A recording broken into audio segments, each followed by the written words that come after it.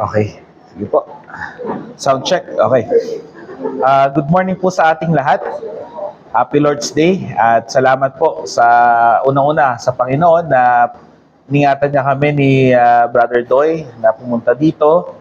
Ginabayan niya kami sa pagbibiyahe at patiwasay kami nakarating. Pangalawa po, salamat sa kay Pastor Joseph at Pastor Erdy. Salamat sa imbitasyon. It's always a pleasure to minister to ARBC. Lalo na po na hindi namin makakalimutan sa Chief Cornerstone Farm Baptist Church na kayo po ang ginamit ng Panginoon para kami ay maging isang ganap na iglesia sa pag-oversight niyo po sa amin. Kaya po, tuwing may imbitahan po ako dito, hindi po naiiba yung aking pakiramdam. I feel home, at home. Lalo na yung pulpit natin parehas. Same talaga. Hindi ako naninibago. Ayan. So, una po sa lahat, kaya ako po tinake din ito nung message po ako ni Pastor Erdy na ituro ang topic na ito kasi alam ko po yung bigat na ang hirap mag-preach patungkol sa pastor kung ikaw yung pastor ng iglesia. Kasi parang awkward. Pero naniniwala naman po ako na kung ang ating mga lokal na pastor din na magturo dito, wala namang ulterior motive. At salamat sa Diyos sa mga tapat na pastor na binigay sa atin ng Diyos. Kaya ngayong umaga pong ito, ang ating pong topic ay yung Duties of Christian Fellowship. Hango po ito sa libro ni John Owen. Yung version po na nasa transcript, na nasa lecture notes, ay galing po yan sa Banner of Truth.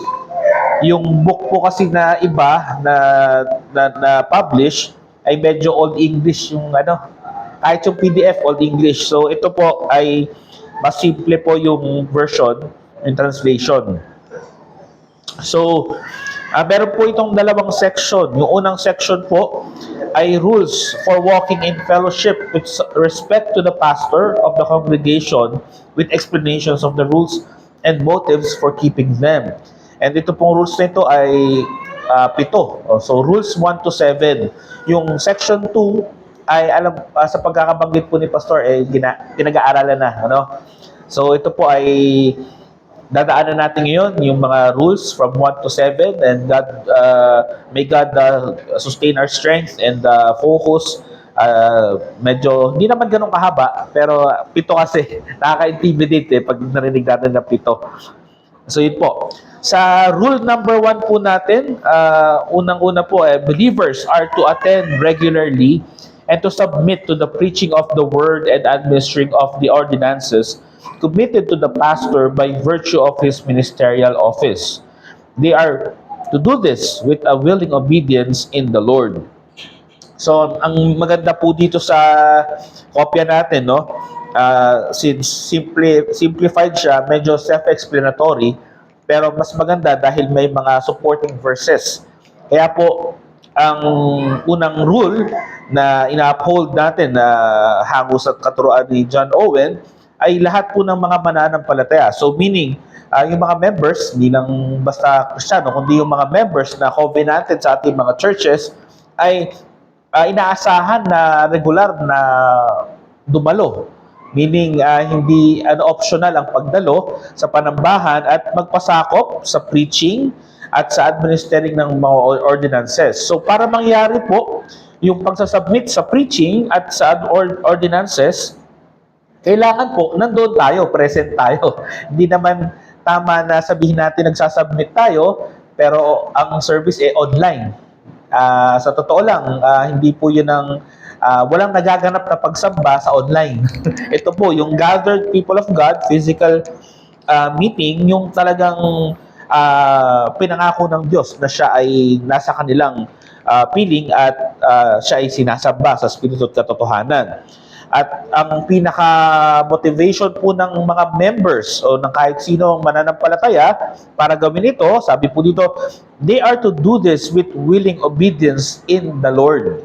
Parang sa Ephesians chapter 5 and chapter 6, lahat ng patungkol sa obedience or respect or submission is always in the Lord. Laging para sa Panginoon. So, ganoon din po pagdating sa panambahan. Yung isa po sa unang um, text na binasihan po nito ay sa 1 Corinthians 4:1. This is how one should regard us as servants of Christ and stewards of the mysteries of God. And in connection sa 2 Corinthians, hindi ko na edit pala yun. Something verse, chapter 5 pala yun, no? 5:18-20, God gave us the ministry of reconciliation. Therefore, we are ambassadors for Christ, God making his appeal through us. And in 2 Corinthians 4:7, but we have treasure in jars of clay to show that the surpassing power belongs to God and not to us. And also in Galatians 4:14, you received me as an angel of God, as Christ Jesus. And in 2 Thessalonians 3:14, if anyone does not obey what we say in this letter, take note of that person and have nothing to do with him. And lastly, in Hebrews 13:7-17, remember your leaders, those who spoke to you the word of God. Obey your leaders and submit to them, for they are keeping watch over your souls as those who will have to give an account. Let them do this with joy and with groaning, and not with groaning, for that would be of no advantage to you. So lahat po ito, mapapansin natin, no? Patungkol po ito sa yung willing obedience. Bakit tayo mag-obey willingly? Because we're doing it for the Lord. And lahat ng pinatukuyan po mga verses na sumusuport po dito, pumapatungkol po lahat sa kapangyarihan ng Diyos na binistow o sa authority na binistow ng Diyos sa elder or pastors. At kung gagawin ito, ang kadahilanan po dahil sila yung inatasan ng Diyos ng mga laga para sa ating mga kaluluwa. Bilang explanation po dito ni John Owen, no? There is a twofold power provided for the preaching of the word: ability and authority. So dalawa po yun, ability and authority. The first, the ability to preach, which is with its required qualification mentioned in 1 Timothy 3:2-7 and Titus 1:6-9, needs to be present in those called to the office of minister, and may be also in varying degrees, in those not set apart to the office but warranted by it to preach the gospel when called upon to do so in God's providence. In Romans 10:14-15, in that the work of preaching for the conversion of souls is a moral duty contained under the general precepts of doing good to all. It is not confined only to those who are appointed to it by office. So sa unang power, yung twofold power na binanggit, una, yung ability. So sinasabi po dito na dapat may kakayanan, no? Those who are able to teach. Hindi po pwede yung iba kasi, no, sa mga pinanggalingan, pogi lang, makapal lang yung mukha.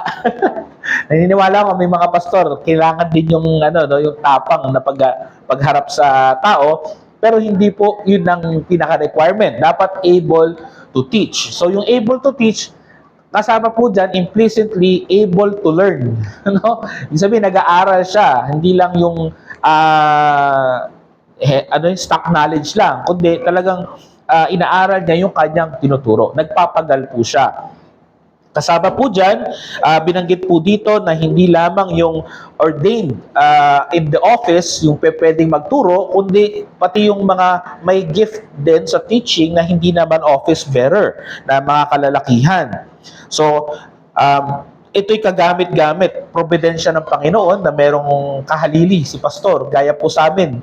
Wala ako dun ngayon, pero may deacons kami na able to teach din na maasahan na kung wala si pastor doon, may hahalili. So kasama po yun sa providensya ng Panginoon para sa iglesia. Pero again, hindi yung yung nagkataon lang kasi siya yung kilala dun sa church o popular sa church. Hindi. Yung qualities na hinahanap sa elder na nagtuturo is the same na hinahanap din doon sa mga gifted men. They should be able to teach and able to learn implicitly. Yan. And Um, Kasama po dyan,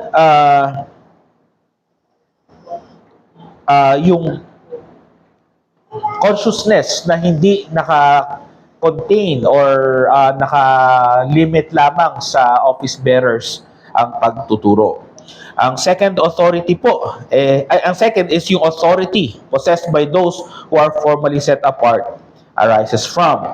So, ibang-iba po pag may opisina, no? Hindi ito kagaya po nung may gift lang mag-teach, hindi sila accountable sa pagpamangalaga ng iglesia. So naniniwala po tayo na bilang mga office bearers, na elders, na tagapagturo, preachers, pastors, sila po yung responsible. O kung merong mang command, tawag sa ganun, command responsibility, hindi yung able to teach na lay person, kundi yung pastor ang sumasagot. Meaning, kung responsible yung lay teacher or lay men na able to teach, magturo ng sound doctrine, mas mabigat yung pangangalaga ng pastor na yon. Siya talaga yung tagapag-ingat. So, hindi pa pwedeng hindi niya alam yung tinuturo nung kung sino bang naatasan na magtuturo kasi kasama yung sa authority na tinatayuan niya. At pinatutunayan po yan sa Ephesians 4:11 that it is Christ who instituted the office of the pastors. And dahil doon, ang command responsibility, answerable, ang elders, ang pastors na nag-preach sa ating Panginoong Hesukristo. Wala pong ibang sisingilin, kundi kami. Binanggit nga po dito sa Hebrews 13:7-17, basahin ko lang po ulit. Remember your leaders, those who spoke to you the word of God. Obey your leaders and submit to them, for they are keeping watch over your souls as those who will have to give an account. Kami yung may accounting. Kami yung may responsibility. And let them do this with joy and not with groaning, for that would be of no advantage to you. So pinapaalala po sa atin na ganun kabigat ang responsibilidad nung binigay ng Diyos para sa office bearer ng iglesia. Pangalawa po, in Matthew 9:38, binanggit po doon yung providential appointing of the persons. Ang pag-appoint po, sabi nga kanina, nagbibiro kami nila Brother Doy. Binibiro ni Pastor Erdy si Brother Doy kasi dati pong nagpapastor sa dati naming church si Kuya Doy at nag-step down na. Ngayon ay magpapamember siya sa aming local church sa CCRBC at sabi niya wala na siyang balak bumalik. Sabi ni Pastor, hindi tayo ang final say. So kung if the need arises at nagkaroon ng clamor at nakita na pasok sa qualification at in God's providence, si Iglesia tawag dito, na-nominate at binoto yung nakakitaan ng qualities na pasok doon sa standard, providence ng Panginoon yon. Ginagamit ng Diyos ang Iglesia bilang kanyang kamay sa pagpili ng kung sino man ang mailalagay sa opisina. Ang ikatlo po, the church's call, election, appointment, and acceptance, and submission. These do not give pastors the right to rule over the faith of believers, nor make them lords over God's heritage, but entrust to them the power of steward in God's house. That is the particular flock over which they have been made overseers. First off, makita po natin dito na yung church's call, election, appointment, acceptance, and submission ay minandato ng Diyos sa iglesia at sa pangunguna ng elder. Pero hindi po ibig sabihin nun na may karapatan na ang pastor maging tyrant o siya yung, tawag sa ganun, yung diktador sa iglesia.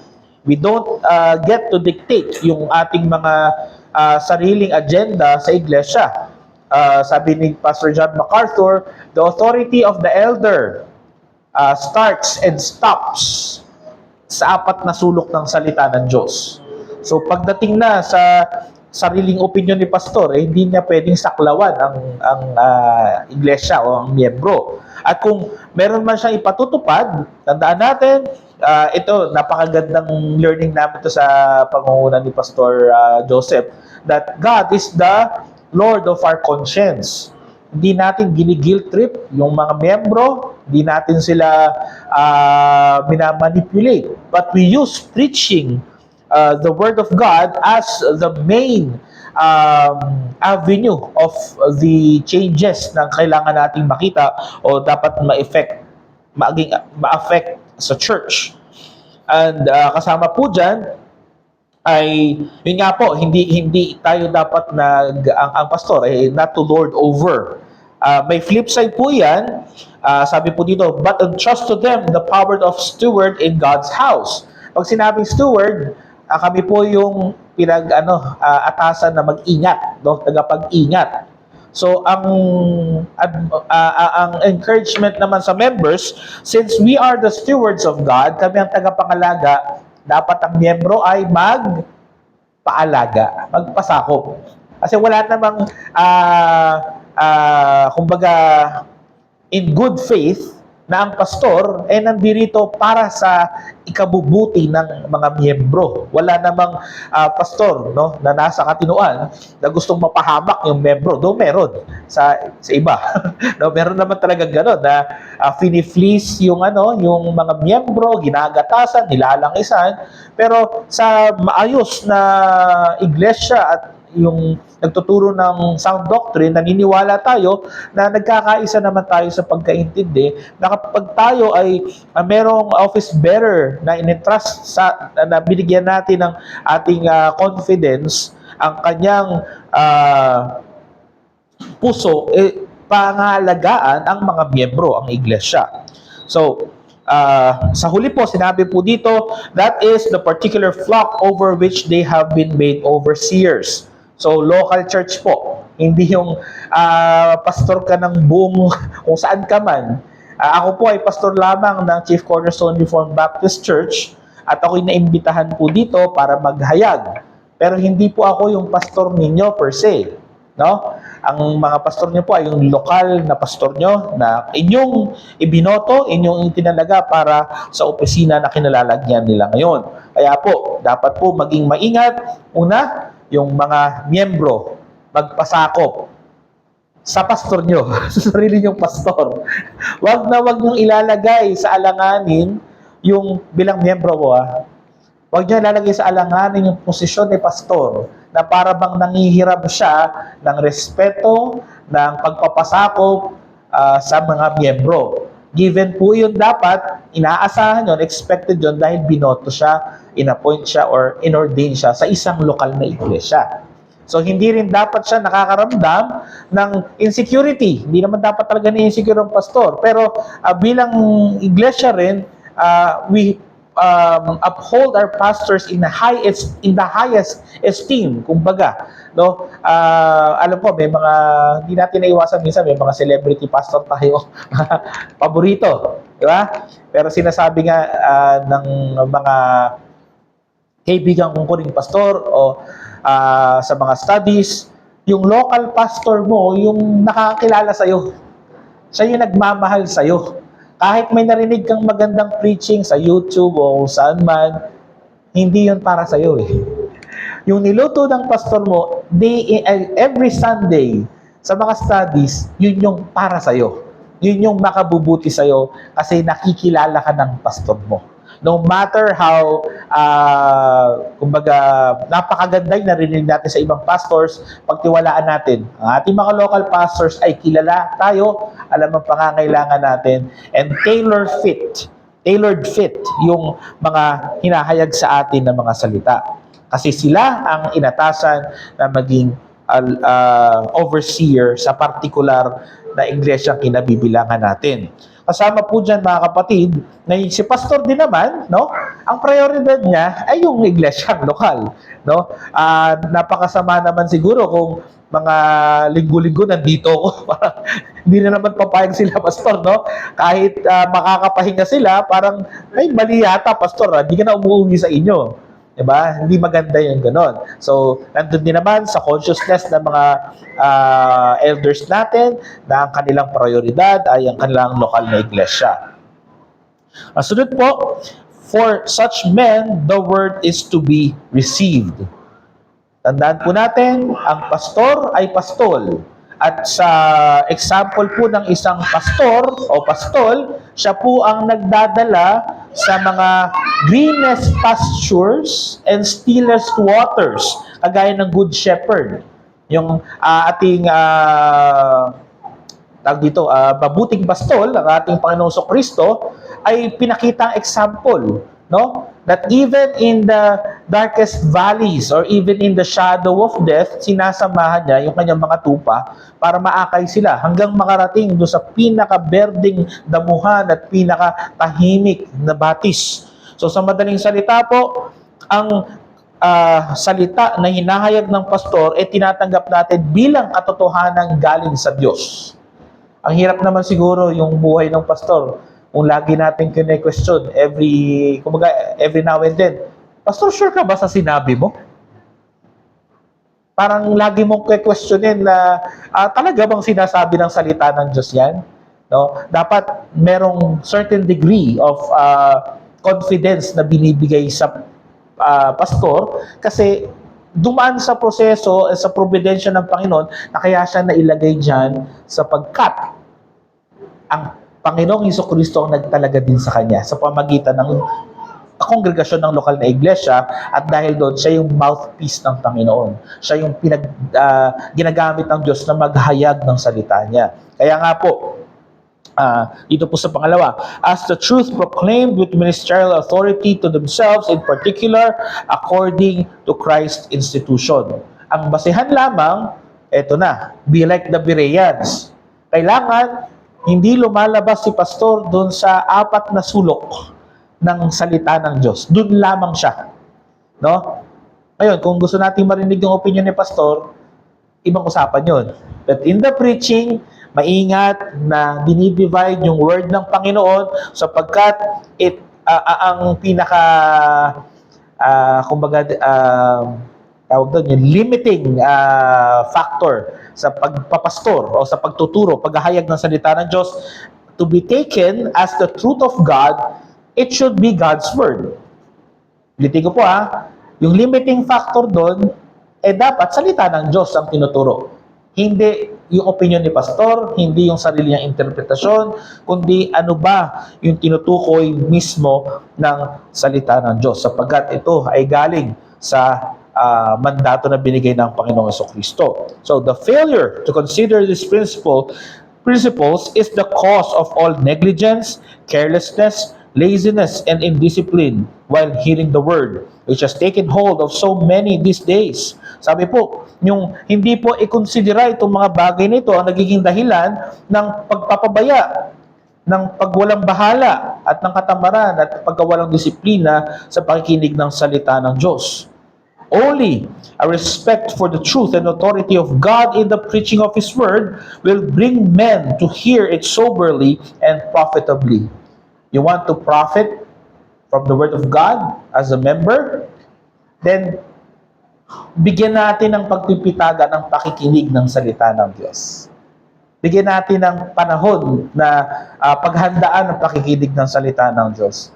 May isang class kami, nung naka-enroll ako sa NGMA, may isang class na pinapakinggan, kasi online lang po ako noon, so napapakinggan ng asawa ko yung preaching, yung teaching ni Pastor Noel. May binanggit si Pastor Noel, sabi niya, yung paghahanda ng pastor, mahirap. Yung paghahanda niya ng sermon. Dapat suklian din ito ng paghahanda ng tagapakinig. Kailangan, pag Sabado, handa ka na. Pero kung hindi ka sanay, nagpuyat ka, kinabukasan, nagtutok-tok ka, nakakatulog ka, no? Walang profit. Walang pakinabang sa tagapakinig. So para ito'y mapakinabangan, dapat paghandaan din sa parte ng iglesia, ng kongregasyon, yung pakikinig ng salita ng Diyos. At dapat gawin ito ng may pagpipitagan kasi ginagalang natin yung salita ng Diyos.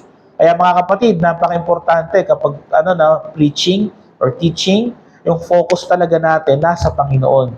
Kaya nga in-encourage din natin sa ating mga lokal na iglesia na iwasan yung unnecessary movement Di ba? Hindi naman kinakailangan gawin, baka pwede namang mamaya ka na magkamot ng ulo, baka nakaka-distract yan o kung ano pa man. Di ba? Dahil nirerespeto natin ang paghahayag ng salita ng Diyos. Dahil naniniwala tayo, once nabuksan na ng pastor ang kanyang bibig at maghayag siya, salita ng Diyos yun. It is as if Christ is speaking to you through your pastors. Ganun kabigat po yun. It is also the case that men grow tired of hearing the word only after they have grown tired of putting into practice. So, kailangan din nagkakasundo yung pakikinig at pagsasabuhay. Dahil nga sa hindi pagpapahalaga sa salita ng Diyos, darating yung punto kung ito ay napabayaan, na wala yung disiplina, whether sa pastor or sa tagapakinig, pero siyempre nagsisimula sa pastor, sa amin, yung disiplina. Ang mayari, kung hindi ito nabantayan, hindi magtutugma yung hinahayag sa pinamumuhay. At magiging obvious po yan sa aming mga pastor. Yan ang napakalaking warning ni Richard Baxter sa book niya na Reformed Pastors. Na huwag naman sanang umabot sa punto na ikaw yung naghahayag. Yan sinabi nga, ikaw pa yung na-disqualify. No? So, maingat. Dapat si pastor at kaakibat niya yung iglesia na iingatan din yung paghahayag at pakikinig ng salita ng Diyos.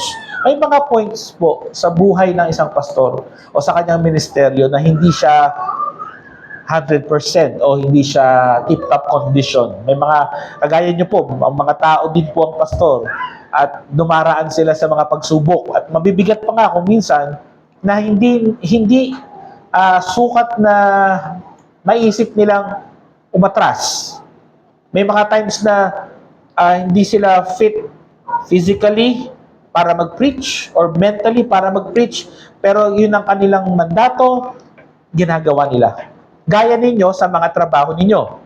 Diba? May mga times na hindi rin kayo 100%, pumapasok pa rin kayo sa trabaho, sa eskwelahan, ginagampanan niyo pa rin yung duties ninyo. So, bakit ko po ito sinasabi? Kasi kasama po dyan, na kung darating sa pagkakataon na ang pastor ay manghihina, magkakaroon siya ng lapses sa kanyang mga duties, kasama po doon yung pagpapanatili nitong masigurado natin na napuput into practice yung mga na-preach, palalahanan din si pastor. No? Suportahan din si pastor. At napaka-importante po yun. So dito po tayo dadako ngayon sa motibo. Some motives for obeying this rule arise from the acknowledgement of, number one, the one in whose name pastors speak and preach. Kayo na bang pangalan? It's in the name of Christ. Sa pangalan ni Jesus. Walang ibang pangalan na kung bakit naghahayag ang pastor kundi sa pangalan ni Jesucristo lamang. Sa iba, sa pangalan ni kung sino bang iglesia. Ewan ko. Kaya, parang kung sa pangalan ng organisasyon, pangalan ni pastor, ibang usapan.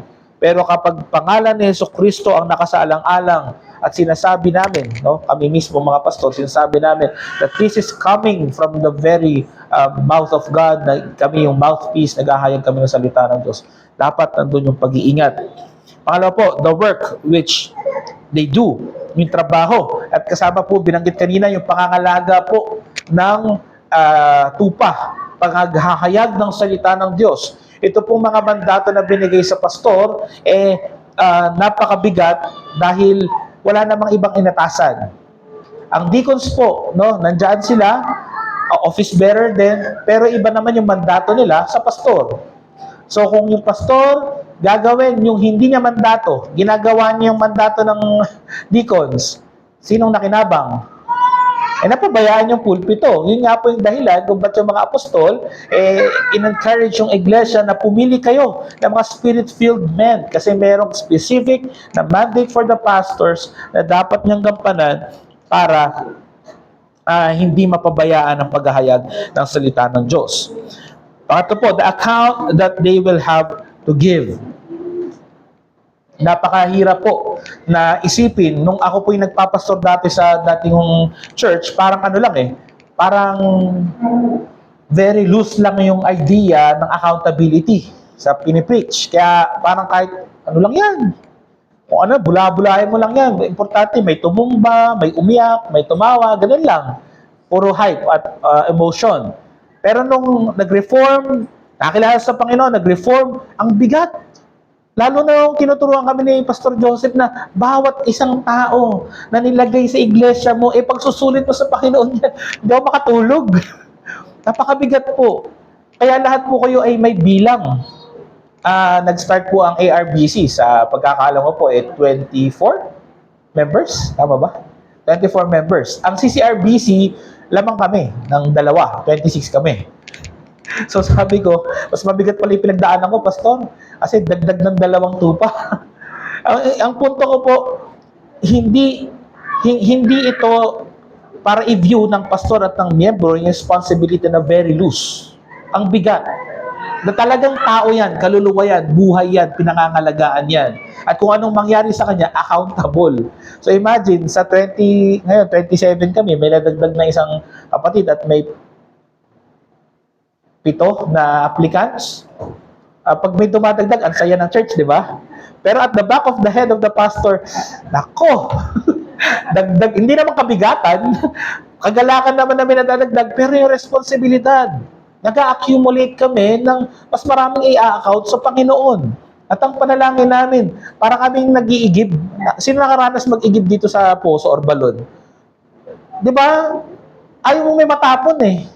Gusto mo makarating ka, nakapingga yung makarating ka doon sa kilalagyan mo na buo. O yung nagdadala ng sabaw. Ayaw mo matapon yung sabaw, di ba? Ingat na ingat ka. Ano pa kaya yung kaluluwa ng tao? Kaya mga kapatid, as an encouragement, maghuhunos dili tayo. Tulungan natin mga pastor natin na mamuhay din tayo ng maingat. Tayo mismo, sa dami ninyo, dadalaway elders. Di ba? Mahirap talaga. Mahirap. So, ang ibig ko po sabihin, kasama yon sa pagtulong natin sa pastor, yung bantayan natin ang ating sarili para baga low maintenance. No, habang nagmamature si pastor nakakahinga-hinga. I can use the illustration with my own son. Ngayon 2 years old na siya. When he was younger, a few months to less than 2-year-old, grabe yung stress namin ni Amor sa sa yung bantay, habol ka ng habol, ganyan.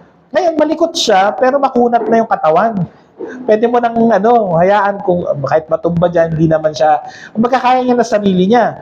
And recently, may milestone kami kasi kaya niya nang kumain ng nagkukutsara siya. Milestone yun. Parang ganun din kayo mga kapatid, sa pastor, na nais namin na mapalago kayo, na mag-develop kayo para eventually yung mas bata sa inyo sa pananampalataya, yung mas bantayin, inyong maasikaso at kayo low maintenance na lang. Kumbaga, dahil i-account lahat kung pare-pares kayong babies, ang hirap, di ba? Salamat sa Diyos na alam niya yung kapasidad ng iglesia. Siya yung nagdadala nung makakatuwang sa pagpapalago at pagpapalakas ng iglesia. May hindi ako nakakalimutan, kino-quote ko lagi kay Brother JP nung naka-attend kami ng camp. Sabi niya, parang alam ng Diyos na pag nanghihina ang iglesia, nagpapadala siya ng bagong miyembro. Hindi ko makalimutan yon kasi naranasan namin. May panghihina or parang hindi naman talagang to the point ng apostasy, pero kasi parang pare-pares na mukha natin Parang nadadagdag sa atin. So may nag-join po sa amin, kaisa-isang kaluluwa, kaisa-isang, may katawan naman siya. Baka malito ka. Kaisa-isa, pero grabe encouragement sa amin. Pero yun nga, at the back of my head, I was thinking, naku, I was really praying, Panginoon, baka naman, plurality of elders naman tayo, di ba? So, may ganun, malaking tulong na may katuwang si Pastor Joseph sa pamagitan ni Pastor Erdy kasi mabigat yung task na pag-account. Sunod po, the regard that God has for them as they work for Him. Paano ba tayo tinitignan? Paano ba tinitignan ang pastor bilang tupa? Mas kilala kami ng aming Panginoon, ng ating Panginoong Hesukristo. Kung may nakakilala sa amin yung Panginoong Hesukristo, wala kaming lihim sa boss namin. Kumbaga, at kayo rin, walang lihim. So, in that regard, whenever we treat yung pastoral relationship and vice versa with us, lagi natin titignan to sa pananaw ng Panginoong Kristo. Laging may biyaya, laging may grasya. And lastly, the account that the hearers give of the word which was preached to them. Sinasabi ko po sa iglesia, madalas, hindi naman madalas, no, paalaala, no, responsibility ng pastor magluto. No, hindi pala magluto. Gusto ko yung analogy ni John MacArthur eh. Hindi pala kami cook, waiter pala kami. So, may nagbibigay ng pagkain, yung aming chef, kunyari, no, ang Panginoong Jesus, ang kanyang salita, at kami ay magpapakain. At kami ay tagapagdala ng pagkain at ilalagay namin sa inyong hapag. Kailangan walang tumapon. Nakita na kayo ng waiter, no, yung puno-puno yung yung tray, di ba? Ang galing nila magdala. Isang pagkakamali lang, matatapon, sinong sisisihin? Hindi naman, kumbaga, ang masasayang, yung prepare ng cook. Pwedeng pagalitan yung waiter, pero nasayang ko, kung ako yung waiter, nasayang ko yung prepare. Kaya nga sabi ni Pastor John MacArthur, ang pastor, iniingatan niya na wag niyang ma-mess up yung pagkain prepare ng Diyos para sa mga tupa. Na maingat naming maipahayag. Ngayon, sa pakikinig naman, yung hearers naman, wag ding misrepresent o wag ding ma-misheard dahil sa kapabayaan man o kung anumang dahilan, yung pagtanggap nila sa mga salita na binigay sa kanila ng Panginoon, na pinapahayag ng Panginoon. So parehas sa may pag-iingat, parehas na merong responsibilidad. Ngayon po, Pastor, dulo na ba lahat ng question and answer or dulo na lahat? Kasi laging merong hanggang dulo. Sige po. So, tapos na po tayo sa Rule 1. Meron pa po tayong 6. Sulit to, sulit. Rule number 2. Pero may kaya naman po yung mga susunod. Maaga pa naman, no? Anong oras bang 10:30? Okay, sige. Rule number 2. The pastor's way of life is to be observed and carefully followed to the extent that he walks in the ways of Jesus Christ. In 1 Corinthians 4:16, I urge you then, be imitators of me. No? Yung follow me as I follow the example of Christ. So nakatingin sa pastor, ang iglesia, kung paano siya mamuhay. 1 Corinthians 11:1, be imitators of me as I am of Christ. And in Hebrews 13:7, remember your leaders, those who spoke to you the word of God, consider the outcome of their way of life, and imitate their faith. And then 2 Thessalonians 3:7, for you yourselves know how you ought to imitate us, because we are not idle when we were with you. Philippians 3:17, brothers, join in imitating me, and keep your eyes on those who walk according to the example you have in us. And 1 Timothy 4:12, set the believers an example in speech, in conduct, in love, in faith, in purity. And in 1 Peter 5:3, being examples to the flock. So ito pong mga supporting verse, in-undergird po niya yung sinasabi pong rule number 2 na dapat i-observe. And doon yung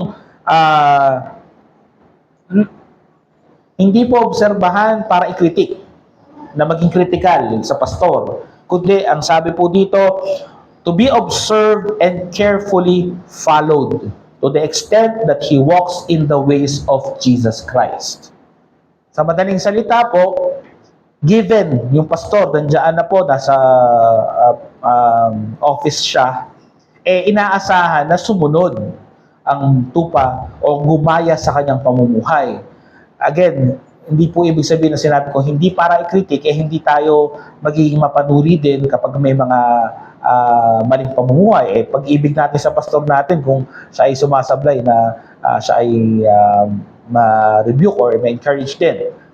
Ang punto lang po huwag tayo darating dun sa punto na tinitignan natin siya with a microscopic lens.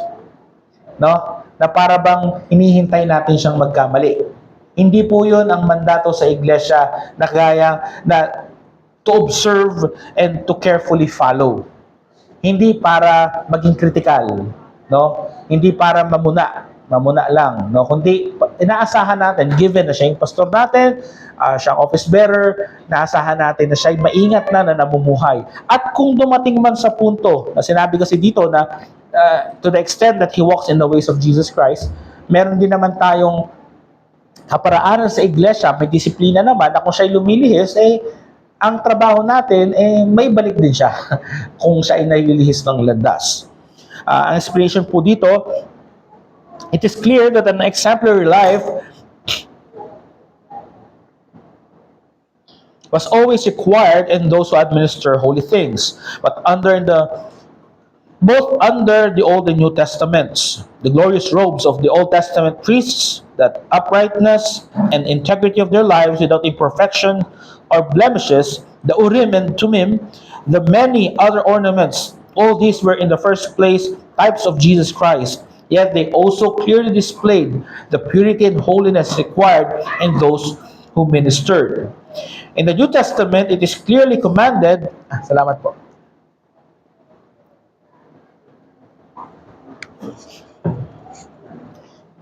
In the New Testament, it is clearly commanded that the light of their good works should shine. This is not only to ensure that no offense to God's ways and worship be given by those who minister them, as occurred in both testaments, but also that unbelievers might be convinced and the churches given an example of the practical living out of God's mind and will. The Bible is very clear with the examples of how a minister, a priest, lahat ng merong office, kung paano sila dapat maging kagaya ni Kristo. Walang batik, walang dungis, banal, at matuwid. So, hindi po binaba ng Diyos ang standard. Hindi yun para sabihin natin, mga pastor naman, New Testament na. So, pwede nang, okay na yun. Mga Old Testament priest naman. Hindi. Si Kristo ang basehan pa rin ng Old Testament na foreshadowing kung ano ba dapat yung kabanalan na pinakikita si Kristo, lalo ngayon dahil mas malinaw. Lalo ngayong mas malinaw yung imahe na pinakikita, nakita na natin ang pamumuhay literal ni Kristo Jesus nung siya'y nasa lupa, mayroon tayong mas malinaw na basehan o standard. As against Old Testament, yung mga ornaments, mga implements na material things, yun ang basehan. But when Christ walked the earth, He was the living, sinabi ni John the Baptist, the Lamb of God, the blameless, spotless Lamb of God that takes away the sins of the world. The only reason kung bakit yung mga pastor na imperfect, nakakatayo, nagagampanan nila ang kanilang mga trabaho, dahil kay Kristo rin. He is our righteousness. He is our holiness. But, it doesn't take the responsibility sa pastor na dapat mamuhay siya ng exemplary life. Kumbaga, pwede siyang sabihin na, itong pastor, yan dapat nang gayahin. Example siya. No? Bakit? Kasi ang example ni pastor si Jesucristo. Again hindi binaba yung standard. Kaya nga po, kakasundo kami ni Pastor Erdy nung kami nag-step down, parang before ma-ordain, parang talaga bang am I fit? Nandun yung pagdududa mo sa sarili mo, pagtatanong, salamat sa Diyos, no? Dahil hindi nga kami yung final say, niloob ng Diyos. Pero ganun pa man, nandoon yung bigat na kailangan ng pastor ay magpakita ng buhay na may kagaya kay Kristo. At pwedeng sabihin na, follow me as I follow the example of Christ.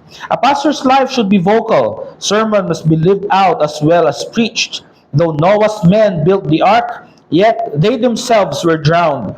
God will not accept our tongues when the devil has our hearts. Jesus did both, do and teach. If a man teaches uprightly but walks crookedly, more will fall down in the night of his life than he built in the day of his doctrine. Napakabigat po nito, no? Sa madaling salita, practice what you preach. So kailangan kakitaan ng pastor na yung kanyang pinamumuhay ay yung kanyang pinipreach ay kanyang pinamumuhay. Reminder, hindi lang yun para kay pastor, para sa lahat ng Kristiyano. Yun nga lang, ang pastor ang binigyan ng mandato na sundan. Siya kasi yung tagapanguna. So, mas mabigat yung responsibility. Pero wag nating isipin, wag tayong magkakamaling isipin, ay si pastor lang naman yung dapat kakitaan ng kabanalan kasi di naman ako tumatayo sa pulpito no? Di naman ako office bearer. Hindi po. Sabi ko nga sa mga kalalakihan, natutunan ko rin to kay Pastor, dahil ko natutunan kay Pastor Joseph sa kay Pastor Erdi Ang mga kalalakihan, ang pastor ng kanilang sambahayan. Ang mga kalalakihan, ang pamamarisa ng kanyang mga anak at ng kanyang asawa. So, ibig sabihin, pagdating natin sa ating mga family worship, sa ating mga tahanan, dapat ganun din yung ating pinakikita. Ganun din bilang mga kongregasyon, no? Hindi less than that. The next one, the fulfilling of an exemplary life in minister requires that the life of Christ should be in him, so that when he has taught others, he himself should not be disqualified. It is this life which provides for him a spiritual understanding and gives him a light into God's counsels, which he is then to communicate to others. It is a distinctive life, one for which many personal qualifications and duties are required. He is to aim at being an example so as to bring glory to God. So, napakalinaw po na sinasabi po dito ni John Owen, yung sabi ko nga kanina, yung kailangan pwede niyang gawing standard yung sarili niyang buhay based on the standard that Christ has given. Therefore, the pastor's way of life and the outcome of his faith are to be observed. His weaknesses, wills real and evident, as he is exposed to many temptations and opposed by many adversaries, are to be covered with love. And this will be done if the flock recognizes conscientiously that their teacher's life is a means of grace from God, provided as a relief for them when under temptation, and an encouragement to holiness, zeal, meekness, and self-denial. Dito papasok yung affection natin sa ating pastor. Gaya na sinabi ko, ang pastor ay tao din po, may mga normal problems din yan. O minsan mas mabigat pa nga na pinagdadaanan. So in his weakness, ang paalala dito ni John Owen, sa mga temptation, he must be covered with love. At kung kailangan na i-rebuke, huwag tatanggalin yung respeto. Huwag tatanggalin yung affection pa rin. Dahil, office bearer. No? Parang sa military, you just don't reprimand an officer ng ganun-ganun na lamang. Kundi may protocol na sinusunod. Nung si General Angelo Reyes ay pinagsalitaan ni Antonio Trillanes sa Senado sinabi niya, wala ka ng dignidad na iniingatan at ano pong ginawa nung kawawang General Angelo Reyes? Nagpunta sa sementeryo, dinalaw yung magulang niya, nagbaril sa dibdib. Bakit? Yung honor niya nawala napahiya siya sa public. Kumbaga, ganun yung pag-iingat niya sa kanyang pangalan. Pero mas maingat tayo dapat sa mga pastor natin. Bakit? Kasi ang Panginoong Jesucristo ay iniingatan niya rin yung pangalan. So sa madaling salita, may pagpipitagan pa rin. Even in their weaknesses, even in their weakest moment, no? Nandun pa rin yung tenderness natin sa kanila, kung paano nagiging tender din si pastor sa inyong mga kahinaan, ganun din lang yung ating susukli sa kanila. So doon po nagtatapos yung rule number 2. May oras pa naman. May clean na po itong mga susunod, no? Rule number 3, prayer and supplications are to be made continually on the pastor's behalf that he might receive help and success in the work that has given to him. Si pastor, mandato na ipanalangin lahat ng miyembro by name. Okay? By name yan. Naalala ko, nung tinuturuan kami ni Pastor excuse me po, ni Pastor Noel sa pananalangin sa miyembro, sinasabi niya sa amin na hindi naman kailangan isang upuan ipanalangin mo lahat. Lalo kung napakarami. Meron kang isang linggo, ilatag mo per day kung sino yung pwede mong ipanalangin for that specific day so that they can all be covered. Ngayon, mga kapatid, lamang na lamang kayo bilang miyembro. Bakit? Dalawang pastor lang ipapanalangin nyo. Ang tanong, taas nung kamay nung nag-pray kay pastor kagabi. Huwag na. Okay, bakit? Ang hirap sagutin, di ba? Minsan nakakalimutan talaga natin. Ako, aminado ko, bilang pastor, may mga times, isang linggo, may isang kapatid na hindi ako napanalangin. Hindi ko nakamusta. No? Pero nandun pa rin yung mandato na ipanalangin kayo. So, nandun din yung mandato na ipanalangin nyo ang pastor. Tandaan nyo ha, dadalawa lamang yung pastor, madaling ipanalangin. Sama nyo na yung pamilya. O, pati yung mga office bearers, yung mga deacon, sama nyo na. Kasi lamang pa rin kayo. Okay? Sabi po sa Ephesians 6:18-20, example po dito, praying at all times in the Spirit with all prayer and supplication to the end. Keep alert with all perseverance, making supplication for all the saints, and also for me, that words may be given to me in opening my mouth boldly to proclaim the mystery of the gospel for which I am an ambassador. Apostol Pablo humihingi ng prayers. Baka naman, yung local pastor nyo, no? Apostol Pablo na yun, ha? Kailangan ipag-pray. 2 Thessalonians 3:1-2. Finally, brothers, pray for us that the word of the Lord may speed ahead and be honored, and that we may be delivered from wicked and evil men. Pastors are attacked day in and day out. May kasabihan po, strike the shepherd, scatter the sheep. At ang dami pong bumagsak na ng mga pastol at nangalat ang mga tupa. So, kailangan ipanalangin dahil hindi tumitigil ang kaaway na pabagsakin. Hard target ang mga pastor. Kaya dapat panalangin po sila lagi. Colossians 4:3. Pray also for us that God may open to us a door for the word to declare the mystery of Christ. Pray for the opportunities, for gospel opportunities for pastors. Why? Kasi may kinabang yung pamilya nyo rin. Imagine kung meron kayong mahal sa buhay na hindi pa Kristiyano, pray for your pastor that he will have that opportunity to share the gospel to your loved ones. Hindi lang yon. Sa anumang avenue, sa anumang paraan. Isipin niyo po ito mga kapatid. Best example. Gines po namin sa The Narrow Path Podcast ang inyong butihing pastor, si Pastor Joseph Pelejo. Alam niyo po yung reach na inabot ng gospel, yung reel lang na inedit ni Brother Doy na gospel presentation, ang daming inabot nun mga kapatid. And then chinek ko yung mga gumagawa ng yung mga Christian influencers na puro heretical yung pinopost. Lamang pa rin. Mga kapatid, pray pa tayo. Mas kailangan natin ng kumbaga ng mga sound preachers na mas marinig sila dahil maingay ang mga bulaang propeta at mga false teachers. So, napakabigat ng panalangin para sa kanila. Acts 12:5, earnest prayer for him who has made by God by the church. Yung adjective na ginamit is earnest. Marugdog ng pananalangin. Hindi lang Pastor, kayo na po bahala kay Pastor Joseph, Pastor R.D. In Jesus' name I pray, amen. No. Iluhod natin sa Panginoon. Talagang gawin nating intentional na ipanalangin sila. Kasi iniiyak kayo ng mga pastor ninyo.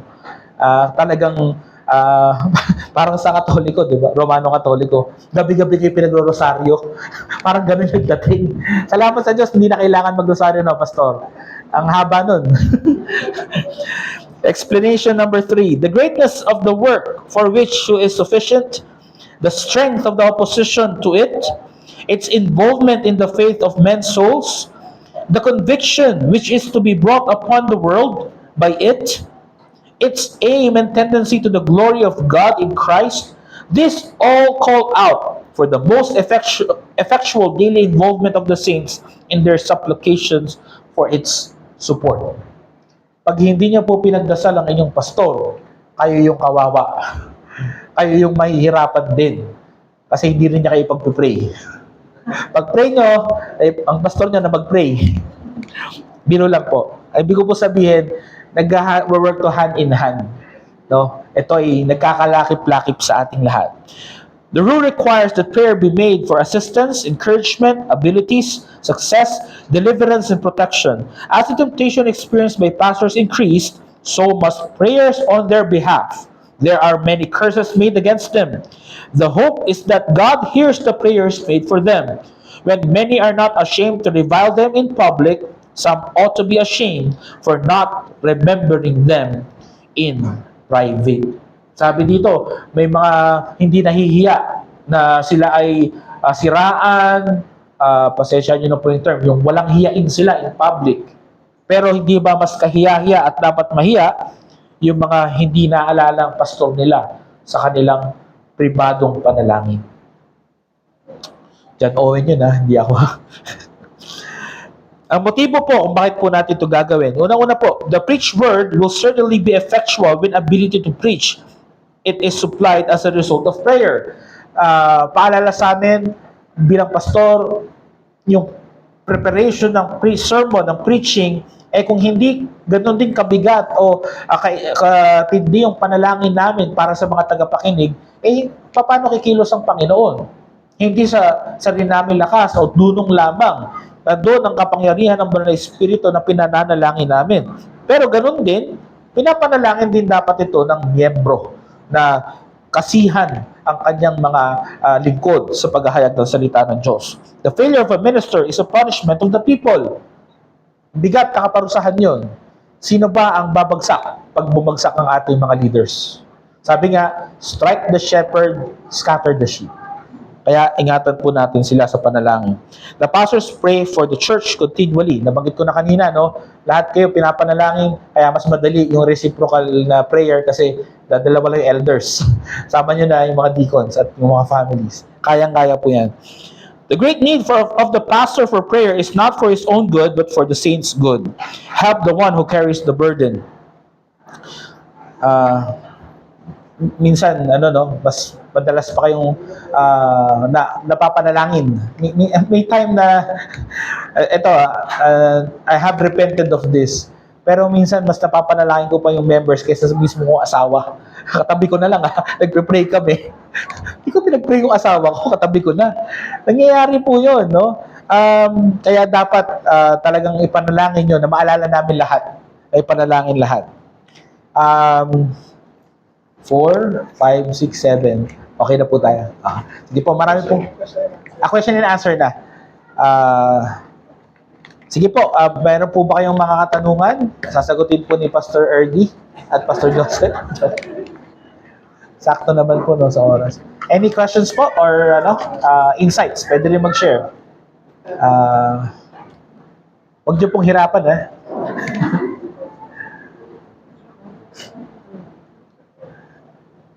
Huwag po kayong mahiya. Brother, ito mahirap magtanong to. Joke lang. Sige, brother.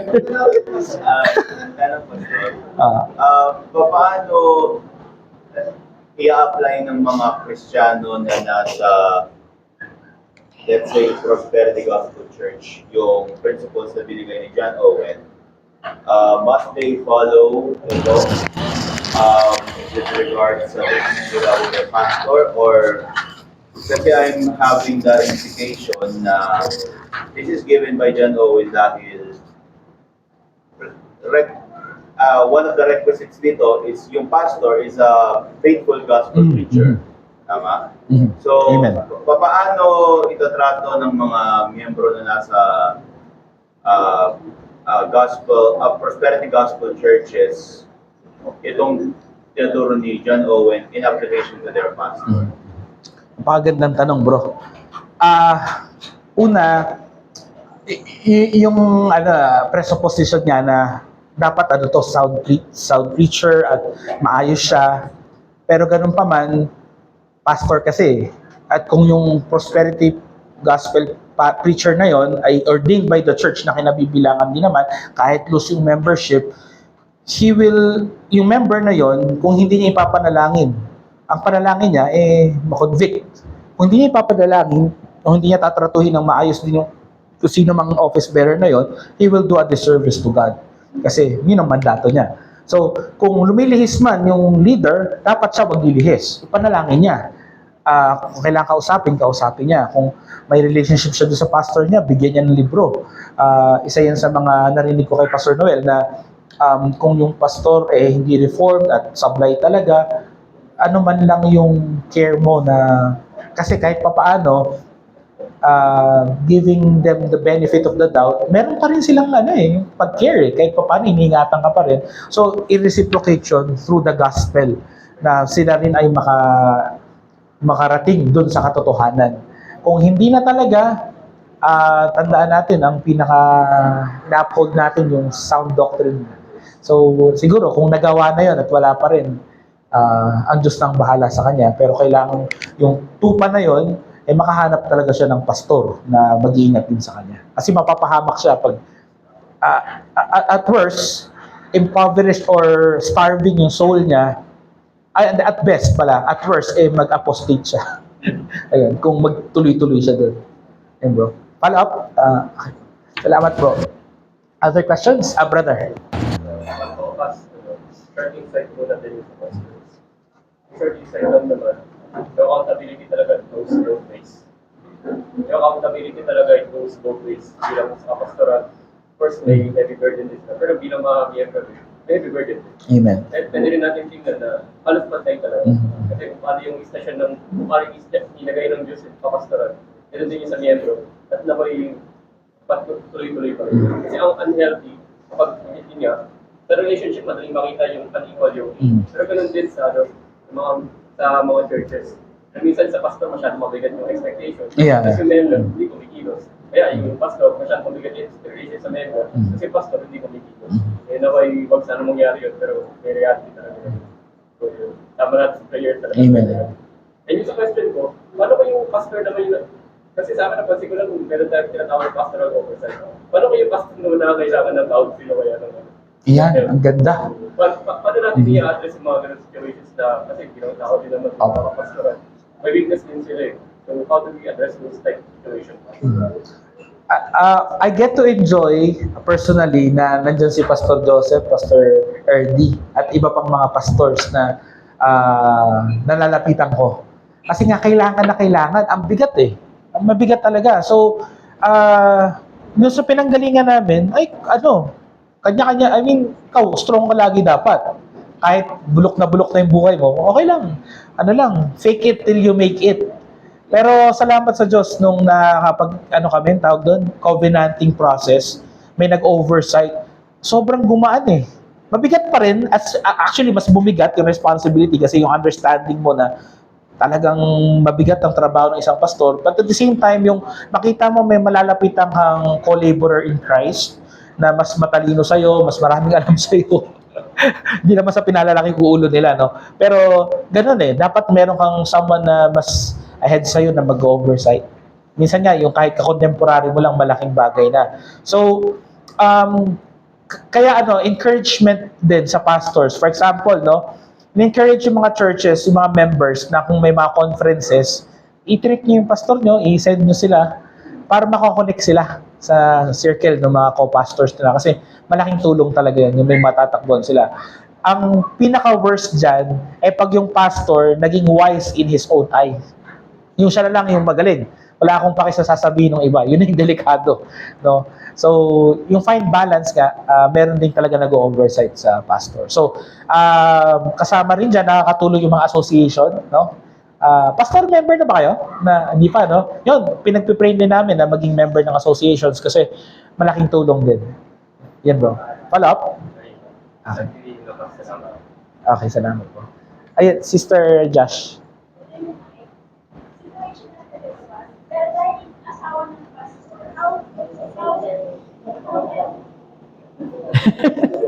How can us, wives of the pastors, help the pastor in a situation na ang iniisip ng mga miyembro, kung ano yung alam ng pastor, alam din namin. When in fact, hindi namin pwedeng malaman yung lahat dahil may mga kunyari confidential or may mga oversight na may lumalapit sa amin ng mga kapatid na nagtatanong. Hindi pala pwede malaman, pastor? Joke lang. Hindi pwede. So parang kami, for me, na parang nagkakaroon ako, I'm leading to sinning if nagkakaroon ako ng curiosity when in fact dapat hindi ko siya nalalaman. So may biblical ba na kailangan namin itatak sa isip namin para mapabanal kami sa part na yon ng mga pastors' wives. Sis, una sa lahat, gusto ko malaman mong hindi ka nag-iisa. Yung asawa ko may ganyang struggle din. Minsan nga, natatawa na lang ako sa miss ko minsan kasi, basta, naiintindihan kita, sister. At siguro encouragement na malaman ninyo na una, member kayo ng church at walang ine-expect sa inyo na mas, sabihin na natin, unique ang position ninyo, pero ine-expect sa inyo same din naman sa sa ibang members. So pagdating po dun sa curiosity, kasi nakaka-curious talaga, minsan tatanungin ka, di ba? Or hindi minsan nagtatanong, parang magkukwento, tapos hindi direct. Di ba? Di ba? Ano, mag-agree ba ako sa'yo? Or anong gusto mong sabihin ko? Kasi wala akong idea. For example, wala akong idea. Sis, tingin ko dyan, kasi nga situational siya, tapos Situational, yeah. walang isang walang isang sagot. Oo eh. Oo. The way I address it, kung ganon, laging maging honest sa kanila na talagang wala kang alam, number one. Pangalawa, let them know na, kumbaga, kasi maganda rin mapaharating sa kanila na it is in confidentiality with the pastor. Yes po. Kasi encouragement sa kanila yun eh. Dahil minsan, nag-work sa kanila na parang, uy, at least nakakahinga sila sa pastor's wife. Pero kapag ka naman ayaw nilang ipaalam sa'yo, magdududa rin yun. Naku, baka sinabi na ni pastor. Ganun din. So parang kailangan, consistent po kayo. At kasama po yan siguro sa cruise na inyong bibit-bitin. Kasi talagang po yan, sis, dahil nga yung tao eh. Ganun talaga sila. Ganun tayo, basically. Ganun tayo, yeah. So ang maganda na mas lawakan pa yung pag-unawa at mas maging, tingin ko po yung part na mas mapanalanginin. Kasi kung hindi mo man alam, tapos may lumapit, parang gusto mag-open, tapos parang ina-assume niya na alam mo na, Hindi ko, actually may mga ganun na hindi ko alam, tapos nalalaman ko kasi feeling niya, alam ko. So, ayun. Siguro it's in such a way na for others to let you know na hindi ko alam lahat. Ayan na. Hindi ko alam lahat. Yung sinasabi sa akin. Oo. Avenue na rin siguro. Yun po. At yun talaga. Siguro sis rin kasi baka nadala sa dating si pastora nga pastora. Oo. Di ba? Yun. So, tiyaga lang po talaga. Panalangin, no? Lawakan yung pag-ibig. At may encourage din yung lumalapit na mas pagtiwalaan natin si pastor sa mga counsel niya dahil siya nga yung pastor natin. Yeah. Yun. Salamat, Pas. Kasi yung sa part nung parang pagkakasala, I question na hindi ko talaga siya question, pero dahil may mga thoughts na pumapasok sa isip ko, situational, nalilid ako into questioning the leadership. So, it doesn't help. It discourage the husband who is a pastor. So, mas lalo maging mapanalanginin at ipanalangin din yung husband. And also encourage other pastors' wives who were in the midst of this hard work. Hard work. Siguro isa po nakakatulong sa pastor, sa asawa, yung ipaalam sa kanya na may bumabagabag na gano'n. Kasi po yun kumbaga, at least may peace of mind din si pastor na nagkakaintindihan, no? Maganda po yun. May bahagi. To avoid miscommunications din. Opo. Thank you. Salamat, sis. Other questions?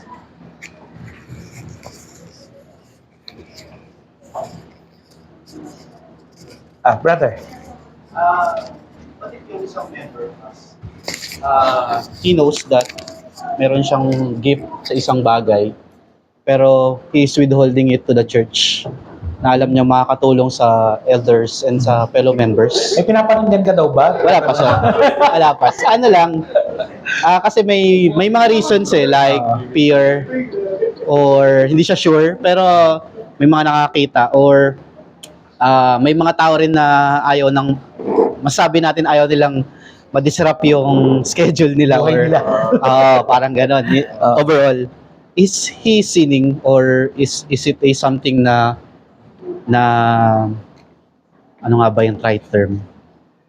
Dapat marinig lagi sa kanya.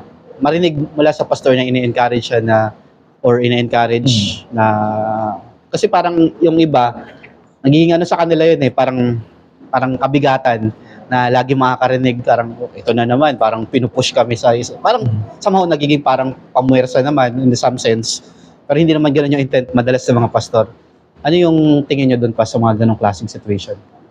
I will not go as far as say na he is sinning, no? Kasi babalik tayo dun sa ang Panginoon ng Lord ng conscience. Tsatsagayin talaga na hanggang sa siya ay kasi ayaw naman natin yung half-baked or half-hearted na nililingkod sa Panginoon. Hindi ko mahanap yung section na yun yung binanggit po dito na yun, yung twofold power. Una, yung ability and authority. So, yung ability, kung nandun na, pero hindi naman niya kayang tumayo dun sa authority na yun, na binibigay, hindi rin po pwede. It will be detrimental for that brother or sister brother na, sorry. Yung brother na yun, na kumbaga, in-encourage, Kaya nga, napakaganda yung qualifications ng elders at ng mga deacons dahil doon natin binabangga yung kung sino man yung may yung heart for that. So, panalangin, no? Counsel, kausapin talaga at ipakita yung pangangailangan ng iglesia. Na-experience kasi namin akala ko after na yung covenant, akala ko kami kagad, plurality of elders agad. Kasi parang napipisil ko talaga, mukhang tutulungan ako ni brother, ganyan. Tapos nag-decline. Siyempre, parang providence ni Lord Pero at the same time, nandun pa rin sa mind ko na, kala mo pinagpipray kita. Tapos every now and then, sinasalang ko talaga sa yun. Para mas masanay siya, ganyan. So, ganun ganun lang talaga dahil, sabi mo nga, hindi pwedeng pigain, hindi pwedeng persahin. Pero kung siya nagsisin, as long naman na, kasi sa case namin, ayaw lang sa office. Pero pinapagamit yung gift. Siguro ibang case nga yung may gift na ayaw talagang magpagamit. So yun, counsel talaga Kailangan makausap siya, anong dahilan. Kasi kung able naman, bakit hindi? Tapos, may mga ibang avenue naman. For example, sa devotion, at least maramdaman niya yung kasi minsan yung takot dahil walang experience ganyan. So sa amin naging effective yung halos lahat sa amin na ng kalalakihan nagro-rotation sa devotion Not necessarily sa preaching pero sa devotion. Ang laki ng improvement din. Kaya yung iba din, kumbaga, matatansya rin ng pastor at ng kongregasyon na, may gift pala, ba't hindi natin i-develop o i-enroll sa school, ganyan, no? Doon may kita, siya. So, maging patient, pero yun nga, hindi ko sasabihin na nagkakasala siya unless talagang, siguro ang nagkakasala kung yung naatasan na, yung may opisina na. Hindi ko alam kung anong opinion doon nila, Pastor, kung may gift nga naman tapos hindi pinagamit. Pero kasi, sa covenanting, nakalagay naman doon handa ka ba ipagamit ang iyong... So, balikan yung pinirmahan mo to. Yung pala, may nasusulat. So, okay lang. Balikan mo yung video. Bigyan mong papel. Ayun. Okay na, Pas. Salamat. Salamat din, brother. Other question? Ano pa ba? Okay na po. Maraming salamat po. Tayo po ay manalangin. Our good and gracious Father, marami pong salamat dahil kami po ay nasa iglesia na iyong tinatag at kayo rin po ang tumawag at pumili sa amin at sa aming mga tagapamuno. Salamat o Diyos dahil meron kaming pag-aaral na kagaya nito na ipinaalala sa amin kung ano nga po ba ang mga duties and responsibilities namin towards each other, hindi lamang sa miyembro, kundi paging sa mga pastor at sa isa't isa. Dalangin po namin ano man ang mga narinig namin ngayon, tumimo ito sa aming puso't isipan. At gaano man ka-imperfect, Lord, yung aming mga pastors at mga members, Lord, makita namin yung perfect gospel and perfect Christ na nagligtas sa amin, na maalala namin ito, na kami ay secured, kami ay nililingap, na hindi pababayaan at iiwanan man bilang isang iglesia. At sa natitirang oras pa ng panambang ito, patuloy na maitaas ang iyong pangalan at maluwalhati ka aming Diyos. Ito ang dalangin sa pangalan ni Jesus, lahat ay magsabi ng Amen. Maraming